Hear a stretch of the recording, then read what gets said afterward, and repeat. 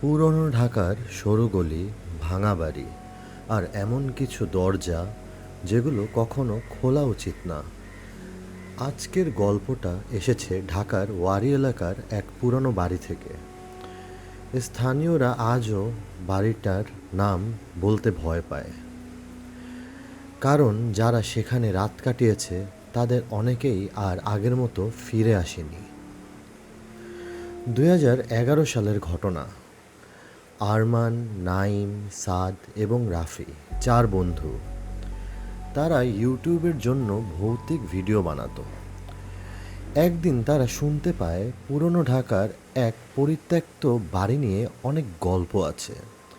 কেউ বলে সেখানে কালো জাদু হতো, কেউ বলে একটা পরিবার হঠাৎ উধাও হয়ে গিয়েছিল, আর কেউ কেউ দাবি করে রাতে বাড়িটার ভেতর থেকে শিশুদের কান্না শোনা যায়। তারা সিদ্ধান্ত নিল সেখানে রাত কাটাবে। যেই বলা সেই কাজ।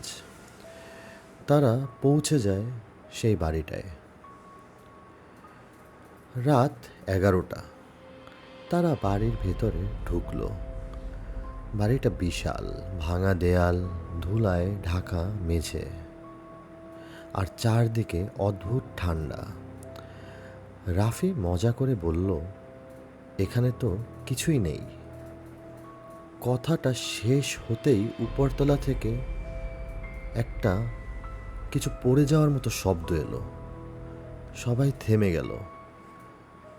রাত 1টা, ক্যামেরা চালু, সব কিছু স্বাভাবিক। হঠাৎ একটা শিশুর হাসি, খুব আস্তে, খুব কাছে, কিন্তু বাড়িতে তারা ছাড়া আর কেউ নেই। দ্বিতীয় তলায় একটা লাল রঙের দরজা ছিল। দরজাটার সামনে পৌঁছাতেই তাদের ক্যামেরা বন্ধ হয়ে যায়। মোবাইলের স্ক্রিন ফ্রিজ করে। নাইম বলল, দরজাটা খুলবো। ঠিক তখন দরজার ওপাশ থেকে টোকা, ঠক ঠক ঠক। ভেতরে কেউ আছে? তারা দরজা খুলল। ভেতরে একটা ছোট ঘর, মাটিতে অদ্ভুত চিহ্ন, মোমবাতির গলে যাওয়া মোম, আর মাঝখানে একটা পুরনো আয়না। হঠাৎ সাদ চিৎকার করে উঠল, কারণ আয়নায় 4 জন না 5 জন দেখা যাচ্ছিল। তাদের পিছনে দাঁড়িয়ে ছিল একটা কালো অবয়ব। ভয়ে তারা বাড়ি ছেড়ে বেরিয়ে আসে। পরদিন ভিডিও এডিট করতে গিয়ে আরমান একটা জিনিস দেখে। রাত 2:48 ফুটেজে সবাই বসে আছে, কিন্তু এক ফ্রেমে দেখা যায় ঘরের কোণায় দাঁড়িয়ে আছে একজন বৃদ্ধা মহিলা। তার চোখ পুরো কালো আর ক্যামেরার দিকে তাকিয়ে আছে। সে যেন এক বীভৎস দৃশ্য। এরপর থেকে তাদের প্রত্যেকের বাসায় অদ্ভুত ঘটনা ঘটতে শুরু করে। রাতে দরজায় টোকা, আয়নায় ছায়া, ফিসফিস কণ্ঠ, আর সবচেয়ে ভয়ঙ্কর, সবাই একই স্বপ্ন দেখতে শুরু করে। স্বপ্নে তারা সেই লাল দরজার সামনে দাঁড়িয়ে, আর ভেতর থেকে কেউ বলছে, তোরা আর যেতে পারবি না, তোরা এখানে সারা জীবন আটকা পড়ে থাকবি। 1 মাস পরে তারা আবার বাড়িটায় ফিরে যায়, কারণ তারা মনে করেছিল কিছু একটা তাদের টানছে। বাড়িতে ঢুকেই তারা বুঝল কিছু বদলে গেছে। লাল দরজাটা আর দ্বিতীয় তলায় নেই। এবার সেটা দেখা গেল একদম নিচতলায়, যেখানে আগে কোনো দরজা ছিল না। দরজার ভিতরে ঢুকে তারা একটা পুরনো ডায়েরি খুঁজে পায়। ডায়েরিতে লেখা, 1978 সালে এক ব্যক্তি আত্মাদের সাথে যোগাযোগের চেষ্টা করেছিল, কিন্তু সে যেটাকে ডেকেছিল সেটা আর ফিরে যায়নি, বরং ঘরটার ভেতরেই থেকে গিয়েছিল। সে কোনো স্বাভাবিক আত্মাকে ডেকেছিল না, সে ডেকেছিল এক পিচাসকে। হঠাৎ পুরো বাড়ি কাঁপতে শুরু করলো। চারদিকে শিশুদের কান্না, আয়নাগুলো একসাথে ফেটে গেল, আর সেই কালো অবয়বটা ধীরে ধীরে সামনে এগিয়ে এলো। তারপর বলল, তোদের আত্মা আজ আমার দখলে। পরদিন সকালে পুলিশ বাড়িতে যায়, কিন্তু সেখানে কাউকে পাওয়া যায়নি, শুধু একটা ক্যামেরা। আর ক্যামেরার শেষ ভিডিওতে দেখা যায় 4 বন্ধু দাঁড়িয়ে আছে, কিন্তু তাদের চোখ পুরো কালো, আর তারা একসাথে ক্যামেরার দিকে তাকিয়ে বলছে, এখন আমাদের সাথে আরও 4 জন আছে। শুরু হয়ে গেল ভূত.নেট। আমি রাফাত, আর আমার সাথে আজকে স্পেশাল গেস্ট হিসেবে আছে আমরিন। তো আজকে আমরা কয়েকটা টপিক নিয়ে কথা বলবো যেগুলো খুবই আলোচিত। তো আমি যেটা জানি যে ঢাকার ভিতরেই রাতে ঠিক 3টার পর অনেকের বাসায় একটা আওয়াজ শুনতে পাই, সেটা হলো নূপুরের আওয়াজ। তো আমরিনও আমাকে এই কথাটা বলেছিল। তো আমি সরাসরি আমরিনের কাছে যাচ্ছি, ওর এই ব্যাপারটা নিয়ে ওর থট কি। তো সরাসরি আমরিনের কাছে চলে যাওয়া যাক। আসসালামু আলাইকুম। আমি অ্যাকচুয়ালি যে ঘটনাটা শুনেছি আমার ফ্রেন্ডের কাছে, আমার ফ্রেন্ড হচ্ছে বরিশালে থাকতো। তো ও ভার্সিটির কারণে বসুন্ধরা আবাসিক এলাকায় একটা বাসা ভাড়া নেয়। তো ভার্সিটি কাছে নর্থ সাউথে পড়তো। ও আচ্ছা, মানে বসুন্ধরা ওই যে নর্থ সাউথ এরিয়ায় এইখানে হ্যাঁ ঘটনাটা। হ্যাঁ, আচ্ছা। ওইখানে আর কি, এজন্য ও আর কি বাসাটা ভাড়া নেয় ওই দিকে, কাছাকাছি হয় এজন্য। তো বাসা ভাড়া নেয় ওইখানে, ও মেইনলি তো একাই থাকতো। ওর নাম জায়মা। তো একদিন ও আমাকে ফোন কল করে প্রায়ই বলতো যে ওর সাথে নাকি নানান ধরনের ইনসিডেন্ট হয়। আচ্ছা, ইন্টারেস্টিং। তো একদিন ও আমাকে কল করে, কল করার পর ও আমাকে বলল যে ওর বাসার উপরতলা থেকে নাকি নানান ধরনের বিকট আওয়াজ হয়। আনুমানিক কয়টায় এই আওয়াজগুলো শুনতে পায়? রাত 1টা থেকে শুরু হয়। আচ্ছা। রাত 1টা থেকে ফজর আজান পর্যন্ত এই আওয়াজ শুনতে থাকে।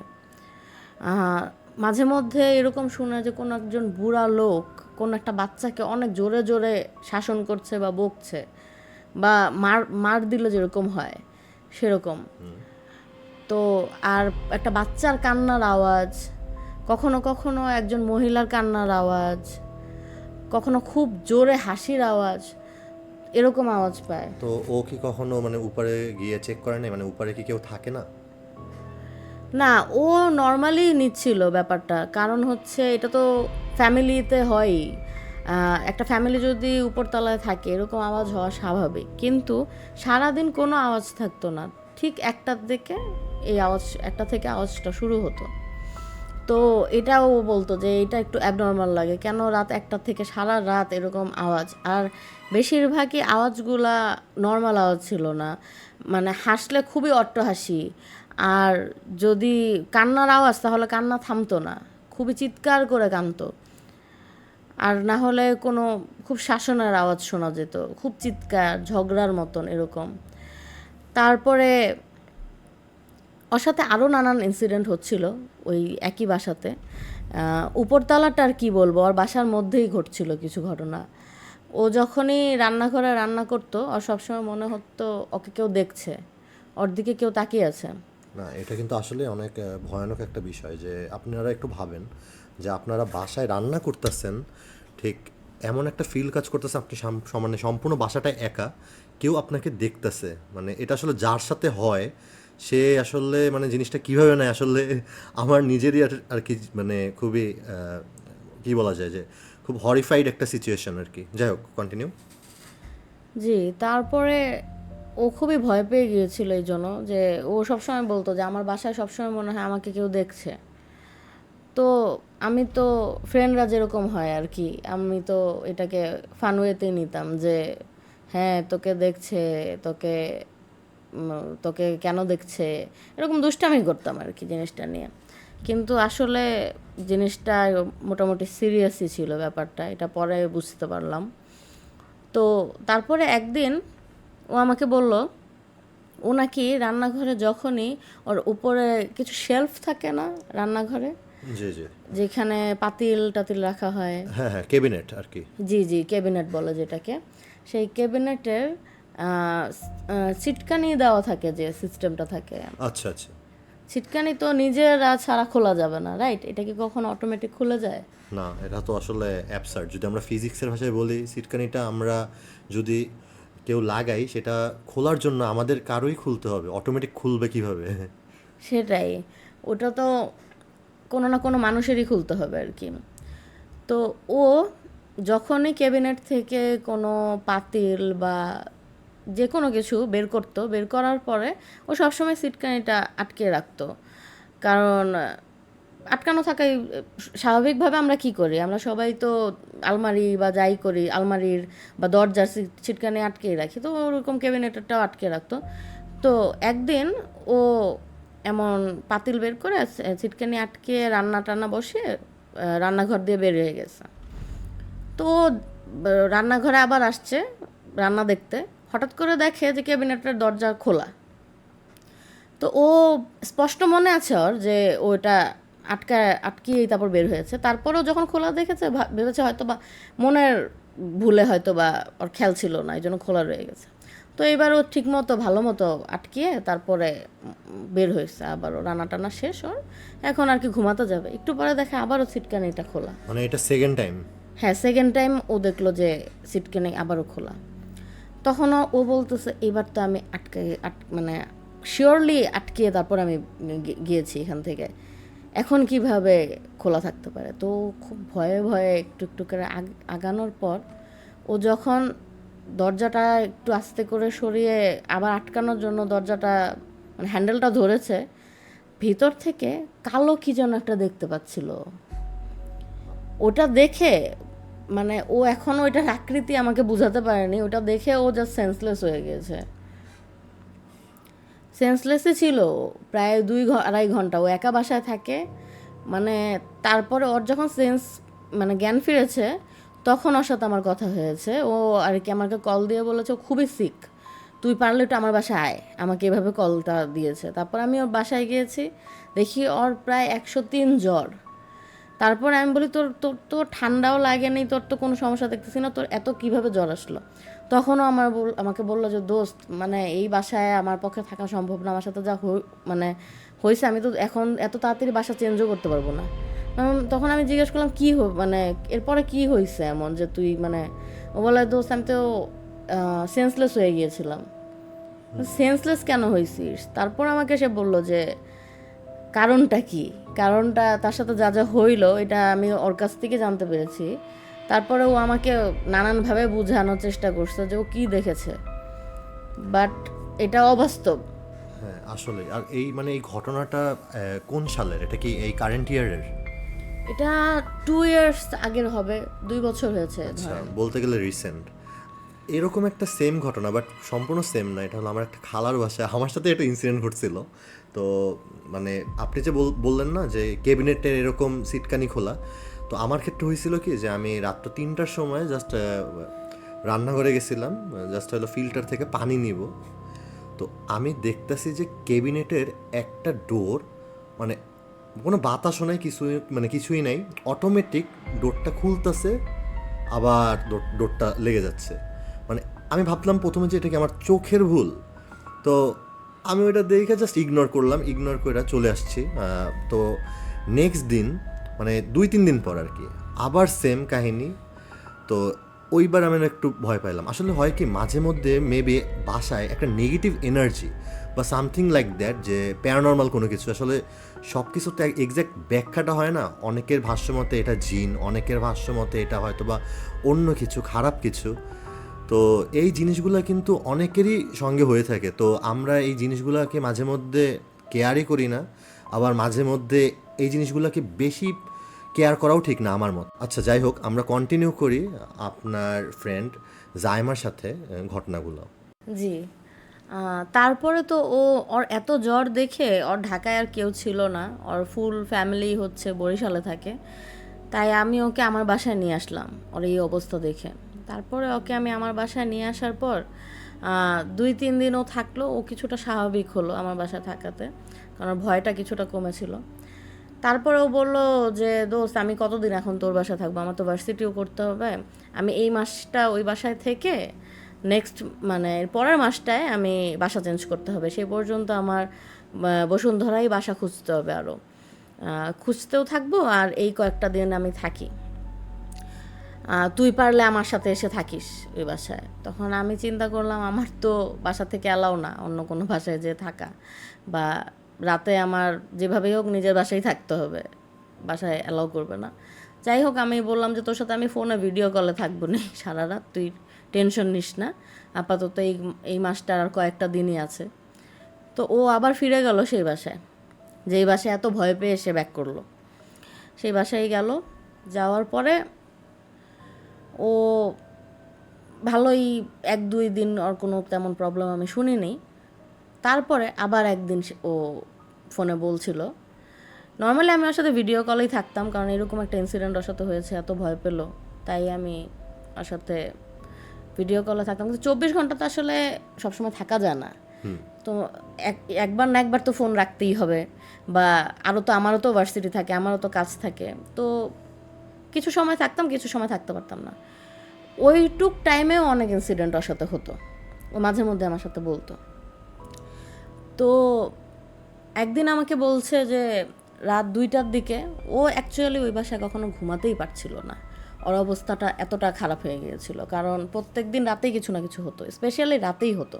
তো রাত 2টার দিকে একদিন ও বারবার ওর মেইন ডোরে শুনে খুব জোরে কোনো কিছু দিয়ে, যদি ধরেন একটা বড় বল বা সামথিং, যদি কোনো বড় একটা ভারী কিছু দিয়ে বাড়ি দেওয়া হয়, এমনও না দরজা ধাক্কাচ্ছে কেউ, কিছু একটা দিয়ে বাড়ি লাগলে, বা একটা ডাব বা বল জাতীয় এরকম জাতীয় কিছু যদি একটা দরজার সাথে বাড়ি লাগে, তাহলে যেরকম আর কি আওয়াজটা আসে, সেই আওয়াজটা মানে কন্টিনিউয়াসলি একটা রিদমে হচ্ছিল আওয়াজটা, ধাম ধাম এরকম টাইপের আর কি। বুঝতে পেরেছেন হোপফুলি যে আমি কি বোঝাতে যাচ্ছি? জি জি। তো এরকম একটা সাউন্ড কন্টিনিউয়াসলি মানে হতেই থাকছিল একটা লং টাইম পর্যন্ত, প্রায় 1-2 ঘন্টা এরকম। তো একটা কিছু যদি ভুলেও লাগে, 1-2বার হয়, কন্টিনিউয়াসলি 1-2 ঘন্টা হয় না। তো তারপরে এরকম হওয়ার পর একটু পরে প্রচণ্ড জোরে চিৎকারের আওয়াজ শুনতে পায় ও। তো চিৎকারটা কার ও বুঝতে পারছিল না। তো একদিন ও ভাবলো কি আমি একটু সাহস করে যে দেখি উপরতলায় আর কি, যে আসলে উপরতলায় কেন এরকম সাউন্ড হয়। নিজের বাসাটা তো যা দেখলো তা তো বললামই, কিন্তু এখন উপরের তালাটা অ্যাটলিস্ট মানে উপরের তালায় অ্যাটলিস্ট যে বলি, উপরের তালায় যাদের সাথে আর কি তাদের সাথেও যদি একটু সম্পর্ক ভালো হয় তাহলে তো একটু ভয় কম পাবে আর কি, এরকম ভেবেই হয়তো বা। তো উপরের তালায় গেল, উপরের তালায় যাওয়ার পর ও শুনে যে ওই উপরতলার বাসায় কেউ থাকেই না। ওই বাসা মানে ওর উপর ওইটা ছিল 4তলা বিল্ডিং, আর ও থাকতো হলো 3তলায়। ওর 4তলায় কেউই থাকে না, একদম খালি বাসা। বাট তাহলে রাতে যে এই আওয়াজ মানে ওটা মানে এটাই ব্যাপার। আচ্ছা, ওই বাসাটা কি কখনো ভাড়াই হয় নাই? সেটা জানি না ভাড়া হয়েছে কিনা, মানে আগের ঘটনাটা তো জাইমা আমাকে যেটা বলেছে আমি সেটাই বলছি, হয়তো বা হয়েছে ভাড়া, হয়তো বা হয়নি, এটা আসলেই মানে এটা আসলে আমার আইডিয়া নেই। কিন্তু তার উপরে ছাদ, 4তলার উপরে ছাদ, 4তলায় কেউ থাকে না, 3তলায় ওরা থাকে, আর দোতলারটা আমি যাই না, বাট নিচে হলো গ্রাউন্ড ফ্লোর, দোতলায় হয়তো বা কেউ থাকে। তো ও যখন জানলো 4তলায় কেউ থাকে না, তখন তো আরও বেশি ভয় পেয়েছে। তাহলে এত একজন বয়স্ক মানুষ, একজন মেয়ে মানুষের আওয়াজ, একজন বাচ্চার আওয়াজ, এগুলা কিভাবে ও কোথা থেকে পেলো? রাত 3টা থেকে 1টা থেকে মানে সারা রাতে যে সাউন্ডগুলো ও পাচ্ছিল সেগুলো কিভাবে পায়?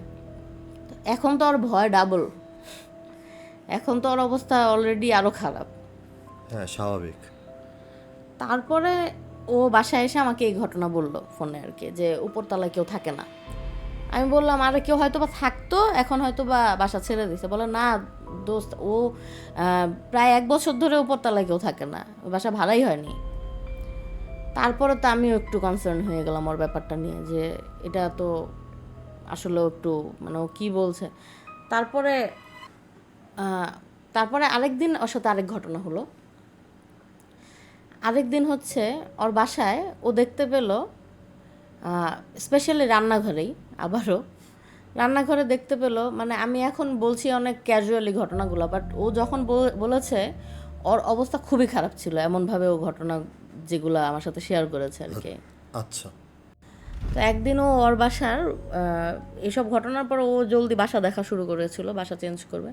তো বাসা চেঞ্জ করবে করবে এর মধ্যেই 2-3 দিন আগে বাসা চেঞ্জ করার, মানে মাস শেষের 2-3 দিন আগে হঠাৎ করে বাথরুম থেকে একটা কান্নার আওয়াজ, বাথরুম থেকে। এটাও কি রাতে? জি, মানে এই ইনসিডেন্টও কি রাতে ঘটছিল ওর সাথে? এটা অ্যাকচুয়ালি টাইম আমাকে বলেনি, হয়তো বা রাতেই হয়েছে, আচ্ছা। কারণ আমাকে এটা জাস্ট হঠাৎ ফোন করে বলেছে যে এরকম ঘটনা ওর সাথে হয়েছে, হয়তো বা রাতে। খুবই কান্নার আওয়াজ পাচ্ছে। তারপরে ও ওয়াশরুমে জাস্ট ঢুকলো, ঢোকার পর দেখতে যে এর মানে সাউন্ডটা টোটালি ওয়াশরুম থেকে পাচ্ছে, তাই ও ওয়াশরুমে যাওয়ার সাথে সাথে দেখে যে শাওয়ার নেওয়ার পাশে যে বেসিনটার একদম পাশেই একটা বাচ্চা বসে কান্না করছে। তো ও খুবই ভয় পেয়ে গেল যে ওর বাসায় কিভাবে একটা বাচ্চা, মানে কখন ঢুকলো। আর বাচ্চাটা টোটালি নীল, ও আমাকে এটা বলেছে, সাদা নীল এরকম বডির স্কিন কালার। কিন্তু ও এত মানে মানে বাচ্চাটাকে যে ও ডাকবে বা কিছু করবে এই অবস্থায় ও ছিল না, ও এতই ঘাবড়ে গেছে, ও বাসার থেকে দৌড়ে বের হয়ে গেছে। বের হওয়ার পর সে নিচে দারোয়ানকে ডাকছে যে দেখতে যে ওর বাসায় বাচ্চা কেন, কোনো বা এটা কীভাবে সম্ভব। তো দারোয়ানও তার সাথে, দারোয়ান বয়স্ক একজন মুরব্বী, আচ্ছা। সে তার সাথে তার বাসায় 3 তলা পর্যন্ত উঠে ওয়াশরুমে দেখতে ডাকলো দারোয়ান আঙ্কেলকে। দারোয়ান আঙ্কেল ঢুকে দেখে যে কেউ নাই সেখানে, মানে কোনো বাচ্চাও নাই, কিচ্ছুই নেই ওখানে, মানে নর্মাল কোনো, ইভেন পুরো সারা বাসায় কোথাও বাচ্চা নেই কোনো। জাইমা বারবার বলছিল দারোয়ান আঙ্কেলকে যে 100% আমি দেখছি নিজের চোখে একটা বাচ্চা আমার বাসায় আছে, আপনি ভালো করে দেখেন, চেক করেন। দারোয়ান বলে যে যেই এই বাসা ভাড়া নেয় সেই কিছু না কিছু কমপ্লেন করতে থাকে, বাচ্চা দেখে, মানুষ দেখে, আমি বুঝি না এই বাসা নিয়ে। তো তার মানে এই রকম ইনসিডেন্ট এর আগেও কারোর সাথে হয়েছে, রাইট? হয়তো বা, কারণ দারোয়ানই বলছিল যেন দোয়া দরুদ পড়তে এই বাসায়। ওকে তখন বললো যে দেখো মা, দোয়া দরুদ পড়ো, তাহলে এগুলা এইসব থাকবে না। দারোয়ান আঙ্কেল এই ওকে বললো। তারপর জায়মা চিন্তা করলো কি, আমি এই বাসার পিছনে আর কিছুই করবো না, আমি তখন বাসা চেঞ্জ করব। তারপরে জায়মা সব টার্নিচার নিজের ওই বাসায় রেখেই আমার বাসায় চলে আসলো। আমার বাসায় 2 দিন থাকলো, থেকে ও আবার ফার্নিচার তো নিতে হবে ওই বাসায়, যে নতুন বাসাটাও দেখেছে আর কি, না হলে ওই বাসায় জীবনও যেত না আসলে, যে ঘটনাটা ওর সাথে মানে একটার পর একটা ঘটছিল। তো তারপরে ও ফার্নিচার জাস্ট সরানোর জন্য লোক ডাক দিয়ে ওই বাসায় গিয়েছে, একা যায়নি। তো লোকরা সব ফার্নিচার যে বাসায় নতুন ভাড়া নিয়েছিল সেই বাসায় ট্রান্সফার করছিল। যখন পুরা বাসা সব ফার্নিচার ট্রান্সফার হয়ে গিয়েছিল, তখন হঠাৎ করে শুধু ওর ব্যাগ আর লাগেজ আর কি, যেগুলো ওর নিজের ক্যারি করবে, সেই কয়টা জিনিস নিয়ে যখন বাসা থেকে বের হয়, বাসায় আর কিছু ছিল না। তখন ও বারবার কান্নার আওয়াজই শুনছিল, আর একটা বাচ্চার কান্নার আওয়াজই শুনছিল বারবার। মানে এটা কি ওর বাসা থেকে না উপরের তলা থেকে? নিজের বাসা থেকে, ওই বাসাটা থেকে, যে বাসা ছেড়ে ও মানে আরেক বাসায় যাচ্ছিল, যে বাসায় ও বাচ্চাটাকে দেখেছিল, সেই বাসায় সেই বাচ্চার আওয়াজই ও বারবার শুনছিল। যাক, আসলে মানে ইনসিডেন্টটা অনেক হরিফাইড, আসলে যার সাথে ঘটে একমাত্র তাই কিন্তু এখন যে বাসাটায় আছে, এখনো বলে ও বাচ্চাটার কান্নার আওয়াজ ও এখনো পায়। মাঝে মধ্যে ওর নাকি মনে হয় ওর পাশে বসে কেউ কান্না করছে, এমন ওর মনে হয়। আমি জানি না এটা কি। এইটার আসলে একটা ব্যাখ্যা আছে সায়েন্সের ভাষায়, যে আমরা যখন যদি কোনো কিছু এমন কোনো ইনসিডেন্ট ঘটে যেটা আমাদের অনেক বেশি ট্রমা দেয়, তাহলে সেই ইনসিডেন্টটার রেশটা আমাদের সাথে অনেক বছরই রয়ে যায়। আর সামটাইমস এটা এতটাই ভয়ানক হয় যে আমরা মাঝে মধ্যে মানে কোনটা বাস্তব আর কোনটা বাস্তবের বাইরে এই জিনিসটার ভিতরেই আমরা কনফিউশন ফিল করি। ইভেন সামটাইমস আমরা হ্যালোসিনেটও করি। তো যাই হোক, বাট একমাত্র ইনসিডেন্টগুলো যার সাথে ঘটে সেই আসলে ভালো বুঝতে পারে যে ব্যাপারটা কি। জি, আমিও আসলে তাই ভেবেছিলাম যে ও আসলে হ্যালুসিনেট করা শুরু করেছে। যে এত ভয় পেয়েছিল সে ও আগের বাসাটায়, যে এখন ও হ্যালুসিনেট করে। ও আমাকে এখন প্রায়ই বলে যে আমি যখন ঘুমাই আমার সাথে মনে হয় যে একটা বাচ্চাও ঘুমায়। আর ও নাকি মাঝে মধ্যে বলে যে আমি যখন ঘুমাই আমার পাশে আমি ফিল করি যে কাঁথাটা টান দিল, তারপরে আমি দেখতে পাই যে আমার পাশে একটা বাচ্চা ঘুমানো, কিন্তু বাচ্চাটা স্বাভাবিক না। নীল নীল লাগে বাচ্চাটাকে দেখতে, নীল সাদা, স্কিনটা কেমন যেন। আমি বলি, আমি খুব অবাক হয়ে শুনি যে ও এত নর্মালি এটা কিভাবে বলতেছে। আমি আবার ওকে বলি যে তুই কি মানে কোনো সাইকিয়াট্রিস্ট দেখাবি? আমার তো মনে হয় তোর মানে তুই স্বাভাবিক নাই ওই বাসা থেকে আসার পর থেকে, আমার তোকে আগের মতন আর লাগে না। ও বলে যে ও সাইকিয়াট্রিস্টও দেখিয়েছে, ও ডক্টরও দেখিয়েছে, কিন্তু ও যেটা ফিল করে ওই ফিল নাকি ওর মানে এখনো স্টিল নাও সেম ফিলই করে, ওর কোনো ইমপ্রুভই হয় না। তো ও এখন ইউজ টু এটাই, মানে মনে হয় যে আসলেই ও ওই বাচ্চার সাথেই ঘুমায় উঠে এরকম, মানে আমাকে যেভাবে ও ঘটনা বলে। তারপরে ও ওর ফ্যামিলিকে জানানোর পর সব কিছু, ফ্যামিলি আসছিল ঢাকায়। তারপরে ওকে বরিশালে আবার নিয়ে গিয়েছে। নিয়ে যাওয়ার পর একজনের হুজুরের সাথে দেখা করানো হয়েছে ওর। তারপরে হুজুর যতটুকু বলেছে যে ওর সাথে যে ঘটনাটা সেটা মানে স্বাভাবিক না, যেটাকে আমরা আর কি বলি জিন তো এক্সিস্ট করে আসলে, সামথিং লাইক দ্যাট, এরকম ব্যাপারই আর কি। ওর সাথে হয়তো বা কিছু একটা ছিল। তো ওকে অনেক দোয়া পড়িয়ে দেওয়া হয়েছে। আর ওকে সবসময় সূরা পড়ে ঘুমাতে বলা হয়েছে, এসব বলা হয়েছে। কিন্তু স্টিল নাও আমি এখনও আমার মনে হয় না জায়মা এই প্রবলেম থেকে বের হয়েছে। কারণ আমি এখনও ওর কাছে মাঝে মধ্যে এই ধরনের ঘটনা শুনি, মানে যেগুলো আর কি আমাদের কোনো মানুষের জন্যই স্বাভাবিক না আর কি। জি। তো থ্যাংক ইউ আমরিন আমাদের স্টুডিওতে এসে এত ইন্টারেস্টিং কিছু ঘটনা আমাদের সাথে শেয়ার করার জন্য। আর যারা যারা এতক্ষণ ধরে শুনছেন, কাইন্ডলি চ্যানেলটি সাবস্ক্রাইব করে চ্যানেলের পাশেই থাকবেন এবং কমেন্টে আমাদের জানাতে পারেন কে কোথা থেকে শুনছেন। আমরা আবার ফিরব নতুন নতুন সব অলৌকিক এবং ভুতুড়ে আর বলা যায় কি প্যারানর্মাল টাইপের ঘটনা নিয়ে। তো আজকের মতো আল্লাহ হাফেজ।